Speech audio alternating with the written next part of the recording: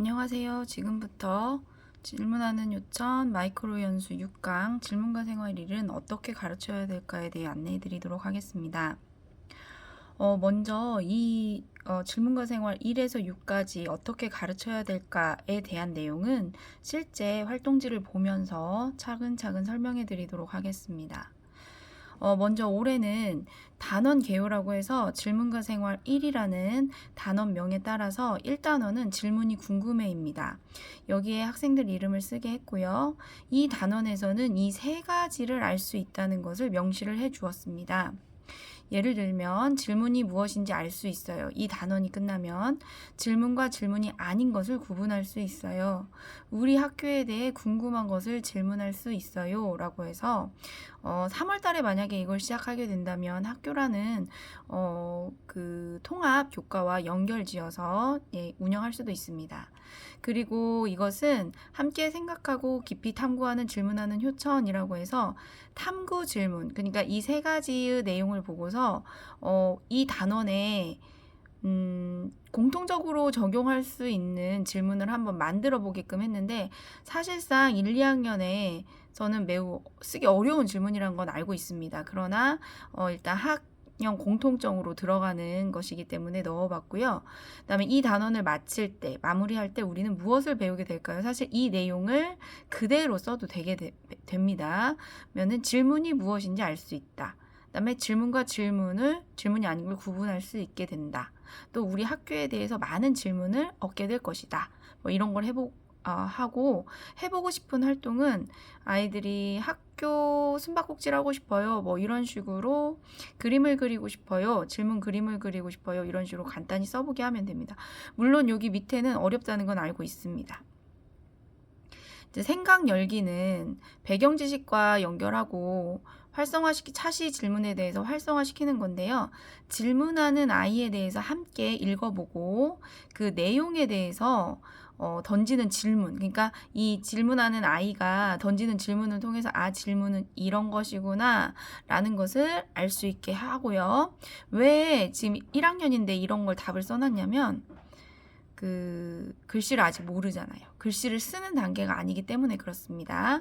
1학년 1학기까지는 받아쓰기도 하지 않는 상태이니까 활동지 자체도 이렇게 글씨를 좀 따라 쓰는 형태로 주는 거 좋습니다. 그 다음에 질문인 것과 질문이 아닌 것을 동그라미 X 하는 건데요. 2학년 때는 설명하겠지만 2학년 때는 답이 하나인 거, 그러니까 답이 있는 거, 답이 있는데 하나인 거, 답이 있는데 여러 개인 거, 답을 하기 어려운 것을 배우거든요. 이것에 이제 1학년은 질문인 것과 질문이 아닌 것을 배우는 것이죠. 질문은 무엇일까요?에 대해서도 한번 따라쓰기 해보고요. 까바놀이. 이것은 4학년 때도 나오긴 합니다. 그런데 이걸 아주 흥미롭게 1학년 때 경험을 해보는 것입니다. 그 다음에 물음표를 색칠해보는 거예요. 꾸며보는 거예요. 어떻게 질문과 생활인데 색칠하는 게 질문하고 무슨 관계가 있지라고 생각할 수 있지만, 이렇게 다양한 활동들을 질문과 연관시켜서 이건 미술 활동이라고 볼 수 있죠. 하는 것도 굉장히 의미가 있습니다. 1, 2학년 때는 질문을 어려워하지 않고 재밌어하고 질문은 좋은 거야. 질문하면 신나. 이런 느낌을 갖게 해주는 것이기 때문입니다. 질문이 많은 친구는 어떤 특징이 있는지 말해봅시다 라고 해서 질문이 무엇인지 이제 책을 통해서 좀 유형을 알아봤고, 그다음에 질문을 많이 하는 친구는 어떤 친구인지 해서 질문을 한다는 것의 의미를 자기 주변에 있는 일로 말해보게 하는 자기화 활동을 하였습니다. 3, 4차시로 가면은 학교에 대해서 이제 질문을 만들어 보는 건데요. 차이점은 공통점과 다른 점을 만들어 가지고 말해보는 활동인데, 여기서도 놀이를 주로 합니다. 그래서 궁금한 장소, 내 마음에 생긴 질문을 여기서는 좀 써보게 하는데, 못 쓸 경우 1학년은 무조건 말로만 대화를 통해서 해도 됩니다. 지금 학습 활동지 형태여가지고 이렇게 해놨는데, 글씨를 쓰지 않고 글씨가 어려운 친구는 말로 해서 선생님이 칠판에 써주는 형태로도 진행을 해주시면 좋겠습니다.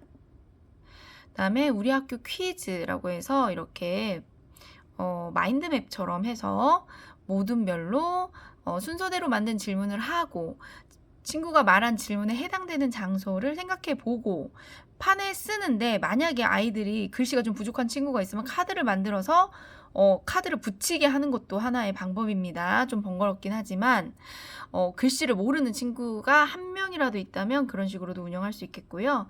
그다음에 학교에 대해 질문을 만들면 어떤 점이 좋을까? 만약에 이게 전이가 된다면 학교가 아닌 다른 장소, 뭐 박물관, 미술관, 상점, 여러 가지 장소에 대해서 질문을 만들어 보는 그런 활동으로도 확장될 수 있겠죠.